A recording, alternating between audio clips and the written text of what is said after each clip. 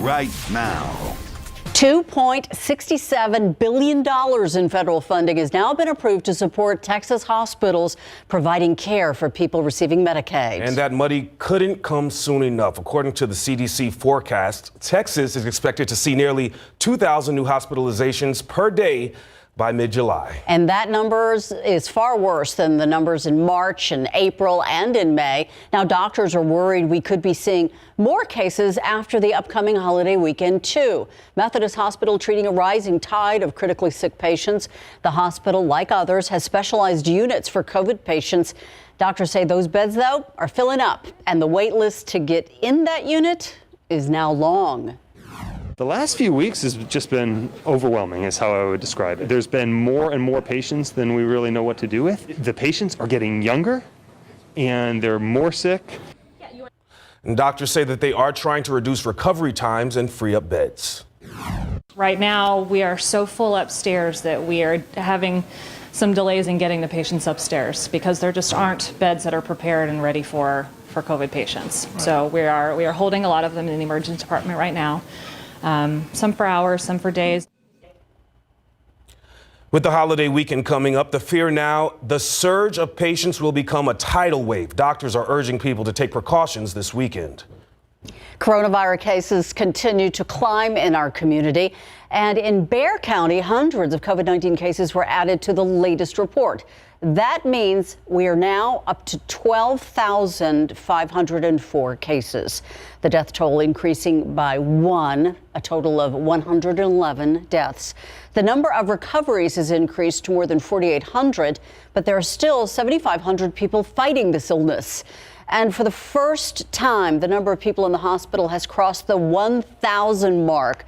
324 people are in the intensive care unit, and 175 are on ventilators.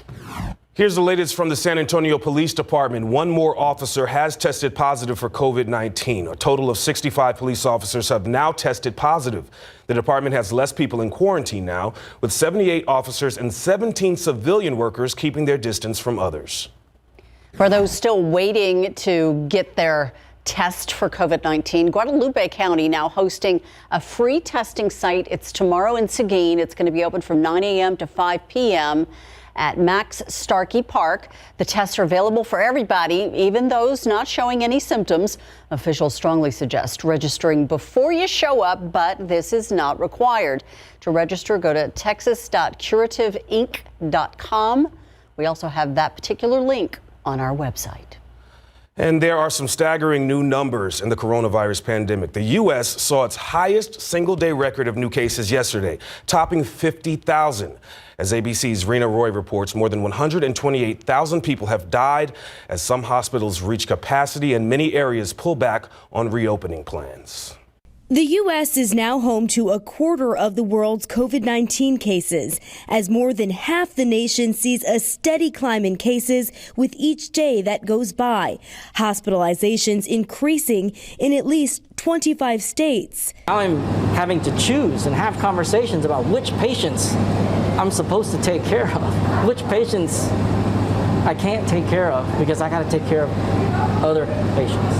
Impossible decisions on the front lines at Parkland Hospital in Texas, which hit a grim record of more than 8,000 new cases yesterday.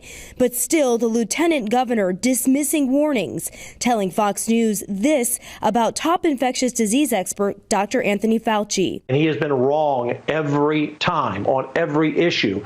I don't need his advice anymore. We'll listen to a lot of science, we'll listen to a lot of doctors, and Governor Abbott, myself, and other state leaders will make the decision. No, thank you, Dr. Fauci. In California, there were nearly 10,000 new cases in just 24 hours.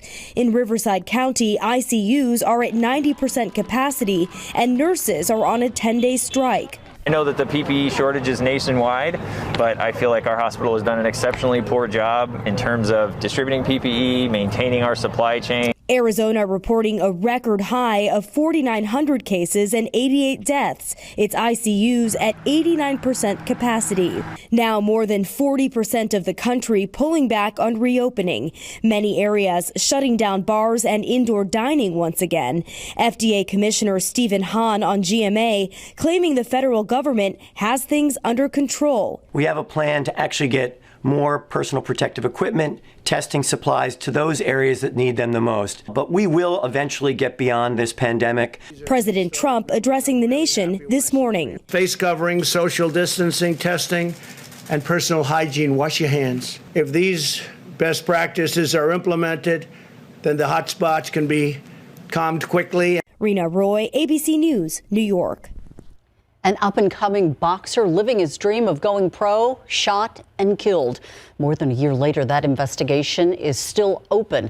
Crime Stoppers now offering an even bigger reward, hoping to get some valuable tips. 18-year-old George Ramos gunned down in June of 2019 on the city's far west side. He ended up crashing his white Ford Expedition into a vacant gas station. An arrest was made last December by the Lone Star Fugitive Task Force, but SAPD investigators believe there are still more people out there who were involved in this murder. Crime Stoppers of San Antonio will pay a guaranteed $11,000 for information that leads to an arrest. Just call 210-224-STOP. It appears that a driver took the long way to jail. Bexar County deputies say he led them on a 30-mile chase all the way into Frio County. As Katrina Weber reports, he was caught in the end. There is a rough road ahead for this man. He's facing criminal charges after a chase through 4 different counties. Bexar County deputies were the first to encounter him before 9 this morning on Interstate 35 South. My unit spotted a vehicle who was driving very recklessly and was cutting off 18-wheelers. That deputy pulled him over, but as soon as he approached the car, the driver sped off, starting a long and wild chase into Atascosa, Medina, then finally Frio counties. At one point, he did try to swerve to hit one of the deputies, and I believe it's a deputy from Medina County. Deputies say finally, just inside the Frio County line, the driver got out of his car, hoping to make an escape. At one point, it seems that the suspect thought he might be able to get away. He ran off into that wooded area after he bailed out of the car. But deputies were able to keep an eye on him the whole time, thanks to a helicopter in the sky. He was probably a good ways in there, probably over 500 feet from where he jumped out of his car. Still, deputies were able to get the jump on him and arrest him. They say he faces several charges and may have outstanding warrants. Katrina Weber, KSAT 12 News. BCSO deputies now using a K-9 unit to find a third suspect involved in stealing a vehicle. Deputies tell us that 3 people picked up a vehicle that was stolen at gunpoint this morning. After leading deputies on a chase, the suspects got out, tried to run away in the 5100 block of Battle and Beacon. That's near Ben Zinkelman Road in Converse. 2 out of the 3 suspects are now in police custody. And a reminder for many people, 4th of July weekend begins tomorrow. That means closures. All city and county parks in Bexar County will be closed this weekend.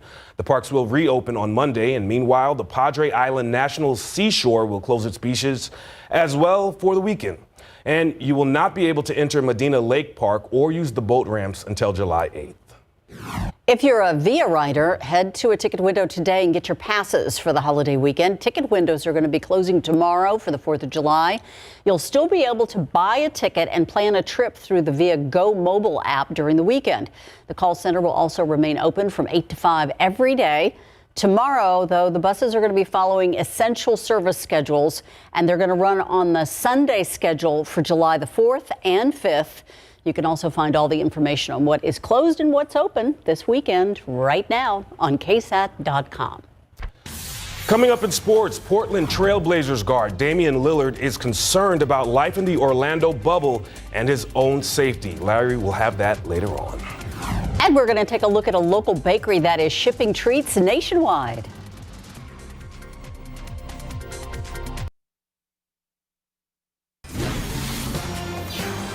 Welcome back. Classic Southern desserts with a healthy twist. A local Black-owned bakery is prepping vegan treats that ship nationwide. And so, if you're looking to indulge without leaving your home, this might be the perfect reason to shop local and shop small. Alicia Barrera visited Southern Roots Vegan Bakery's kitchen and has more on these tasty treats. They launched in September of 2019. However, in the last month, owners Marcus and Kara Pitts with Southern Roots Vegan Bakery have been satisfying sweet tooths like never before. Yeah, that was awesome. We were included in 11 vegan Black-owned businesses that you should support nationwide, and we saw a surge in sales. It was unexpected. The online magazine Veg Out featured the Pitts vegan treats, which are made from scratch. We produce the products, bake them, package them, and ship them out nationwide. On their online shop, you'll find classic Southern flavors like red velvet donuts, as well as sugar cookies, chocolate chip cookies, and some signature favorites.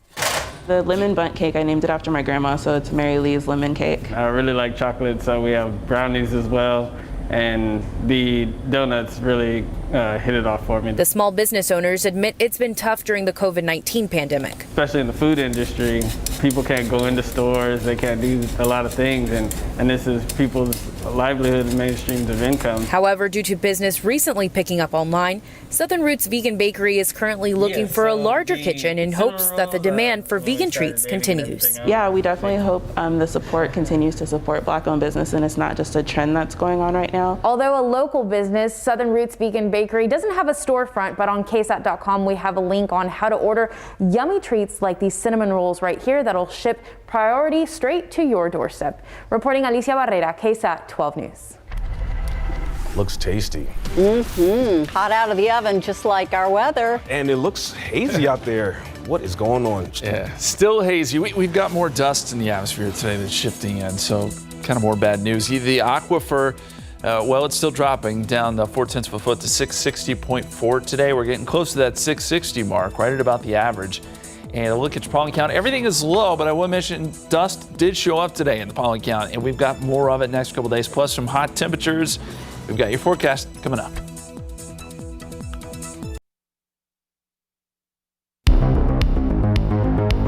This week's Throwback Thursday. They've been lighting up the skies during the 4th of July and New Year's celebrations in San Antonio for 58 years. Alamo Fireworks. Using fireworks to celebrate America's independence started back in the 1700s. In the 1930s, the Cannon family of Sherman, Texas, started selling fireworks door to door. In the 1940s, Harvey Girdley married into the business when he married Mary Cannon during World War II.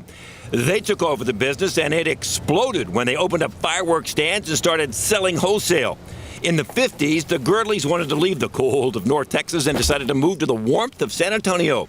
That's when they came up with the name Alamo Fireworks. In 1962, Alamo Fireworks became incorporated, and now it's the oldest independent fireworks company in Texas.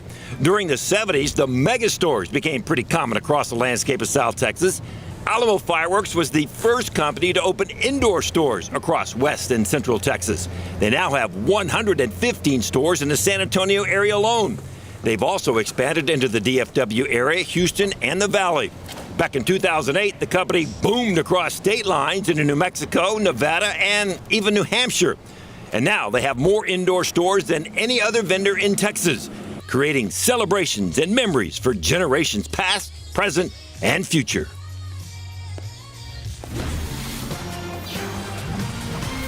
Yep, the 4th of July this weekend. We're hoping everyone celebrates it in a safe way. Yeah, Cheer. I will not be shooting off any fireworks. It's pretty dry out there, huh? It is a little dry. You know, we got the drought monitor in today, and it's looking like drought's trying to move back in. So we got to be awful careful, especially with conditions the way they are. Let's take a look at the daytime high temperatures today. This is what we're forecasting, 98 here in San Antonio. But the heat index is going to be up around 100. Some bigger numbers as you get up into Dallas and Waco, and that's where heat advisories are in place. But you'll notice these numbers aren't as high as they were yesterday, so there is that. There's a little bit of positive news here, and that's because dew points are going to be a little bit lower, I think, this afternoon. So some slightly drier air works in, and that works in our favor, at least with regards to the heat index. It's still hot, no matter how you look at it, and we got to pass along that CPS Energy. They're asking, it's a peak usage day, so they're asking that you lower your energy use 3 p.m. to 6 p.m. today to try to cut down on some of that energy demand. So heads up there. It's one of those days where it's hot across the entire state. And you look at the visible satellite picture, we've got some clouds here across central Texas. We had some of those morning clouds. They dissipated pretty quickly here around San Antonio. So the sun is out and we're already jumping into the 90s now. But in the hill country underneath some of those clouds, it has been a little bit cooler. Right now, again, we're looking at mostly clear skies here in San Antonio. Temperatures 91. Now, in that picture, you do notice a little bit of haze, and we do have some of that dust in the atmosphere. 69, the dew point currently, southerly winds at about 13 miles per hour, and the heat index is already up to 96. Brutal. 88 Comfort, 90 right now, Bandera, 90 in Tarpley, 92 New Braunfels. I mentioned some of those cooler readings out in the hill country, 82 Rock Springs, 87 Del Rio. They actually got some rain there earlier this morning. Picked up a little bit. Some storms moved in from the west and some bigger numbers as far as rainfall is concerned west of that. Otherwise, everyone else staying dry and those temperatures, again, really ramping up. That bit of good news that I mentioned, the dew point does fall off some this afternoon. So we're in the 70s or upper 60s right now. We should see that dew point fall into the low 60s, potentially upper 50s. So it's more of a dry heat, but there's going to be a lot of triple digits on the map.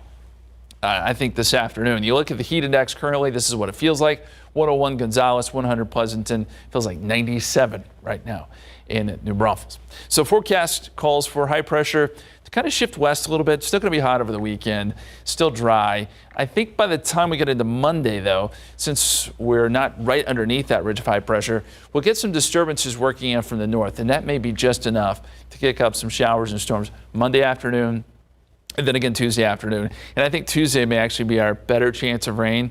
Even then, we're still talking about a 30% chance. It's not going to be great, not going to be a drought buster, but it's a little bit of a change in the pattern, thankfully. Let's talk a little bit about that dust. It is here. We're seeing another plume of it. This is not as bad as the last plume that came through last weekend, but it is going to stick around a couple days. So you see this darker brown color here. That's where concentration is just a little bit thicker. So we'll see it through tomorrow. And then I think by Saturday, and especially into Sunday, we'll start to see this dissipate a little bit and it'll go away. And hopefully we'll get a break from this dust for a while because it's been two plumes sort of back to back. But there is a little bit of haze in the sky today.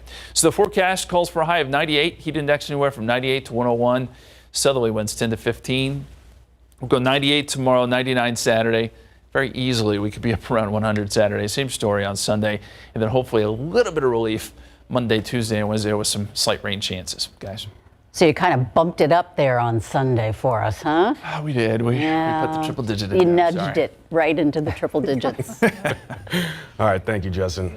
All right, Larry, so the Spurs are back. They are. You know what? It's been 123 days since the Spurs' last game, and then after that, the NBA shut down because of COVID-19. Coming up, the Spurs are back on the court and getting ready for the season to resume. And boxer Joshua Franco is a world champ, and he is also Boxer of the Month. Coming up.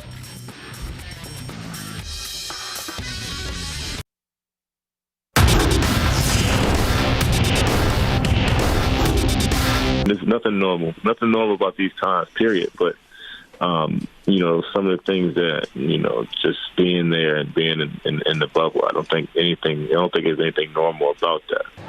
That's right. Life will be different for Rudy Gay and the Spurs inside the NBA's Orlando bubble in big board sports. 9 games below 500. The Spurs went back to work today as they get ready to resume the NBA season in Orlando later this month. Now, this is file video from earlier this season. Practice will look different now because of COVID-19, social distancing, and face masks. The Spurs last played March the 10th when they beat the Dallas Mavericks 119-109. They will resume the season July 31st in Orlando against the Sacramento Kings. The first of 8 games for the Spurs with hopes of making the postseason. We'll hear from the Spurs tonight at 5 and 6. With COVID-19 cases on the rise, finishing the season is certainly not guaranteed. Spurs small forward Rudy Gay recently spoke with Sports Radio 105.7 The Fan in Baltimore and was asked how the Spurs are doing with COVID and his thoughts about some NBA players and so many others across the nation testing positive for the virus. Thankfully, we haven't had any of those cases, but this is just goes to show that it impacts not just the NBA, but the United States of America, the whole country. We're no different. So it happens, and this is the reason why it's important to to practice, social distancing, practicing, cleanliness, and practicing everything that we should at these times. Wednesday, through his Fly 22 Foundation, Gabe was able to give away reusable face masks and hand sanitizer in his hometown of Baltimore, Maryland, to help slow down the spread of the virus. Best in the West hit the court yesterday, led by LeBron James and Anthony Davis. The Los Angeles Lakers are 49-14, and they lead the Clippers by 5.5 games. The Lakers continue individual workouts at the UCLA Health Training Center, ramping up towards the planned departure of the team charter on July 9th. And led by Rick Carlisle and his face mask, the Dallas Mavericks are getting ready for the NBA season 2.0. Dallas is 7th in the West, 7 games ahead of Memphis, is just 3.5 games out of 4th place, so they can still make a good move up the standings if they can get hot. The Mavs are practicing social distancing, with assistant coaches also wearing face masks. Portland Trailblazers star guard Damian Lillard is expressing serious doubt about life in the Orlando bubble, and the players will follow the guidelines in place to keep them safe from COVID-19. You telling me you're going to have, 22 teams full of players follow all the rules? Like, when we have 100% freedom, everybody don't follow all the rules. So, I don't have much confidence, but hopefully, it'll be handled to a point where, like, we're not putting everybody at risk or in a dangerous position. You know what I'm saying? And in boxing, recently crowned WBA super flyweight champion of the world, Joshua Franco was named the Boxer of the Month for June by the World Boxing Association. He won the Boxer of the Month award since he won the first world title bout after the pause caused by COVID-19. And Sunday night on Instant Replay, don't miss part 2 of our sit down with the champ. All right. Thank you, Larry. You got it. As travel begins to pick up again, more people are wondering whether hotel and rental companies are keeping up with the recommended cleaning measures. In our next half hour, what one doctor says you should look out for. An update on the situation in San Antonio, and the state of New York releasing a public service announcement to encourage more people to wear masks. Those details straight ahead.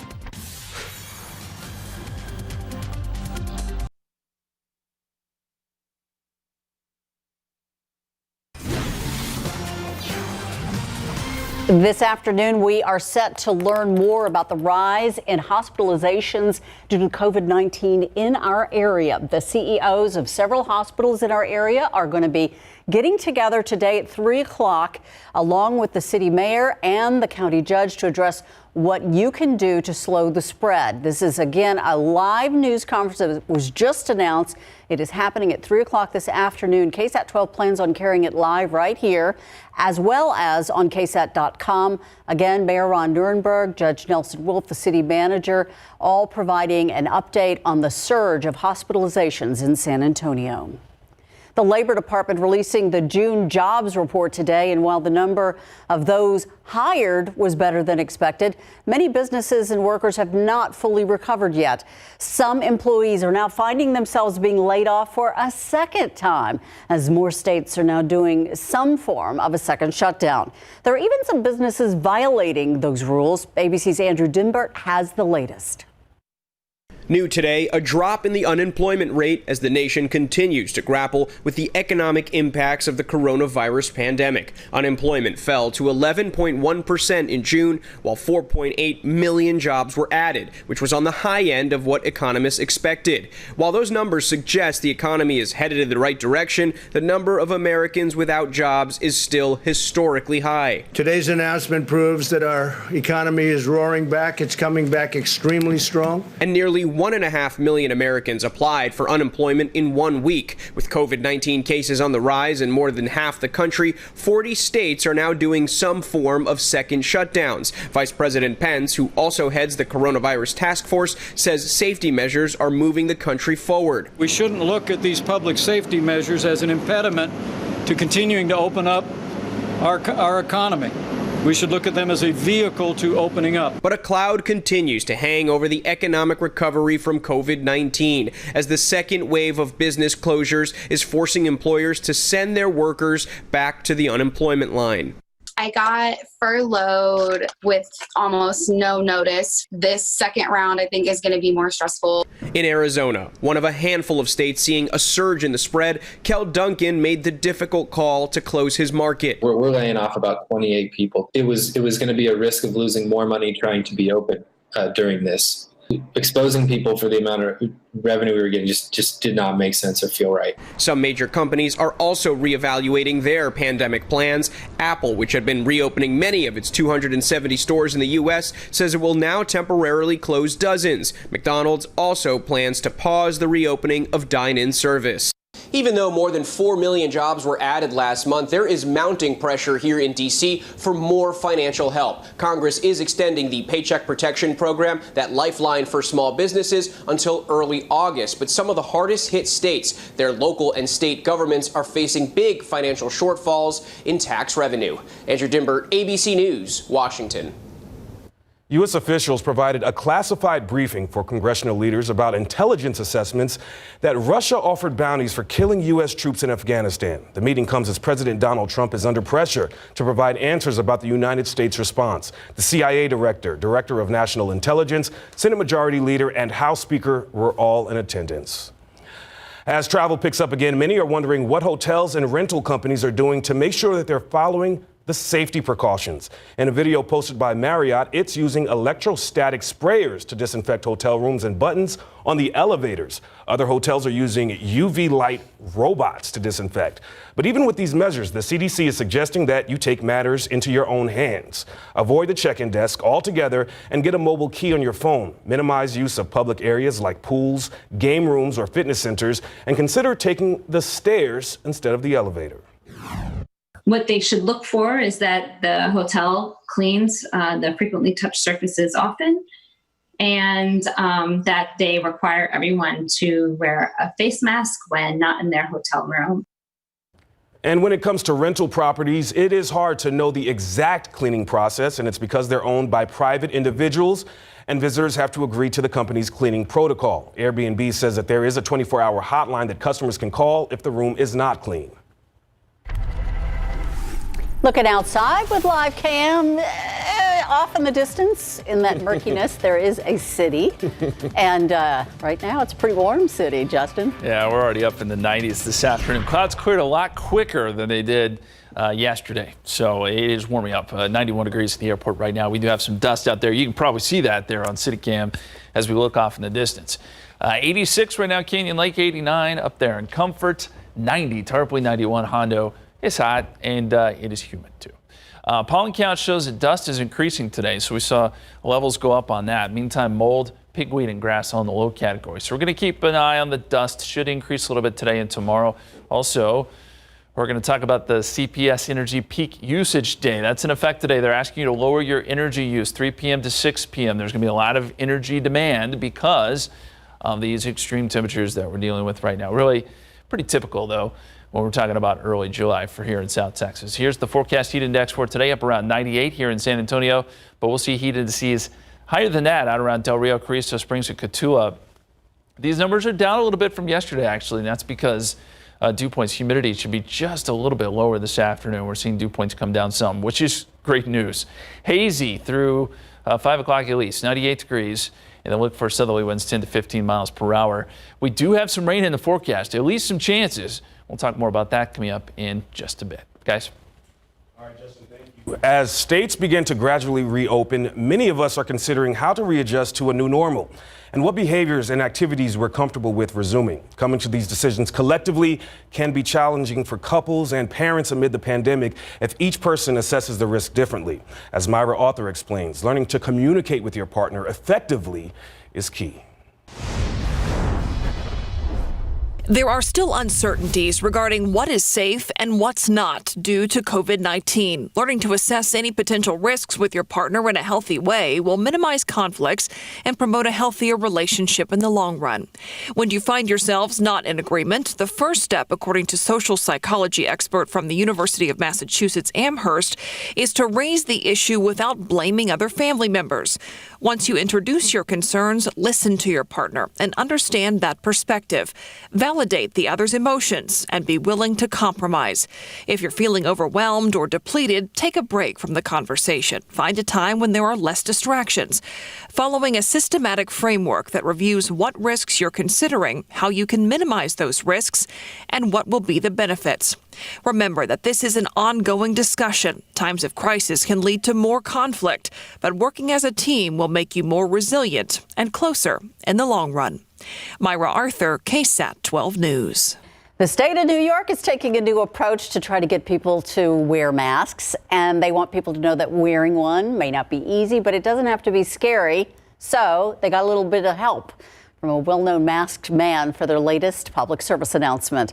The main character in the PSA looks just like Jason from Friday the 13th horror movies.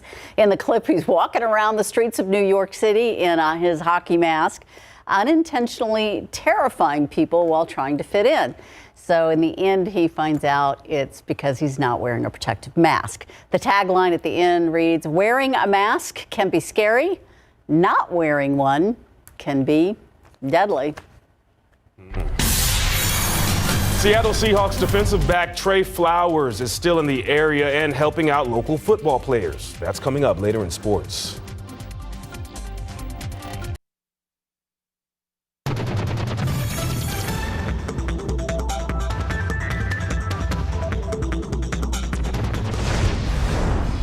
In your consumer news, Wall Street just had its best quarter in more than 20 years. All three major indices led by more than 30% surges for the NASDAQ. At the same time, the nation's economy is still struggling with unemployment at 11.1%.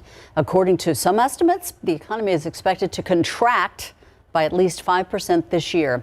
The job market showed some improvement earlier today as U.S. businesses added 4.8 million jobs in June.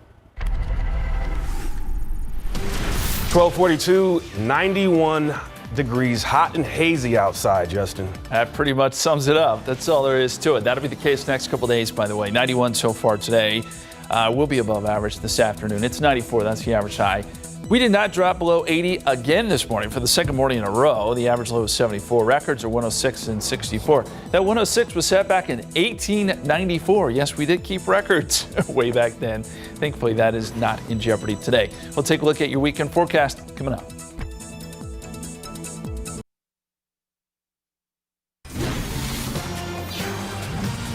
Welcome back. We did see some showers and storms a little bit earlier this morning out around Del Rio. They held together for a while, dropped some pretty good rain in Valverde County, and then they quickly fell apart. This is radar over the last 12 hours. You can see right now we've got clear conditions, but that rain, nice to see on radar. It would have been nice if it got a little bit closer to San Antonio, but that was not in the cards yesterday. And you know what? We need the rain. Look at the aquifer over the last 60 days. We got a good bump at the beginning of the month when we got some showers and storms, but right now, we're right back near that 660 mark. And remember, if it's at 660 or below 660 for a 10-day rolling average, that's when we start to talk about restrictions. We're getting close. We'll keep an eye on it. There's not a whole lot of rain coming up in the forecast. Things pretty quiet. We may see a 20% chance of rain as we get into next week. Here's a look at the drought monitor. This is just in from this morning, and does show that drought's trying to grow a little bit more now out west. We've got a more moderate drought now stretching from Uvalde to La Pryor down to Crystal City. There's still a little sliver there around Creosote Springs of a severe drought. This is starting to spread back to the east again. Those rains early in the month sort of pushed it back, but we're starting to drift now back into more of a drought situation. Medina Lake also continues to fall. It's been on sort of a slow decline.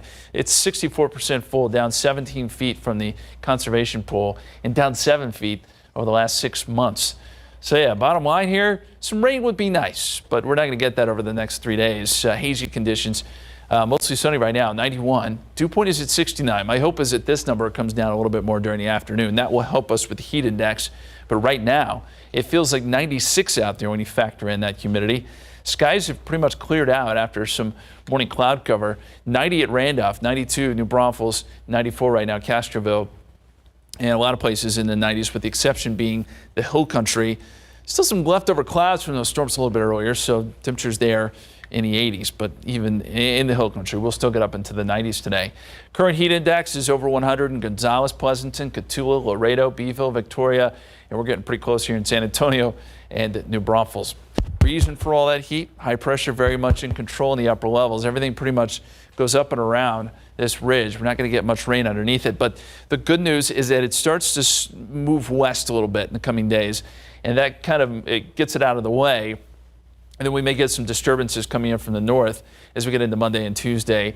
Right now, rain chances don't look great. We're talking about a 20% shot on Monday, maybe a little better on Tuesday. Moisture seems a little bit deeper, so maybe 30% chance of rain. Either way, it's going to be isolated, certainly not a drought buster, but at least it's a little bit of a change in the pattern from these hot, hazy conditions. And by the way, the dust that we're dealing with today, there's a little bit in the atmosphere. That should also go away by next week. So more good news there. Temperature is up around 98 degrees today. Heat index anywhere from 98 to 101. Southerly winds a little breezy, 10 to 15 miles per hour. And then we'll go 98 coming up tomorrow, 99 for July 4th, 100 on Sunday, probably our hottest day. And then there are the rain chances kicking in Monday into Tuesday. Guys? Thank you, Justin. Some baseball action to talk about, Larry. Flying Chunklas versus Amarillo. Yes, Texas Collegiate Baseball, and they're using wooden bats. Pretty cool to have baseball back, but so far, the Flying Chunklas are more like the grounded Chunklas. We got highlights from last night's game. Plus, in football, high school, and college, the Locke brothers are getting ready. Coming up.